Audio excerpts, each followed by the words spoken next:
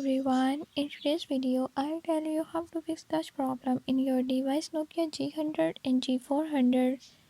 In this video I'm gonna share few tips and tricks that you can use to fix it.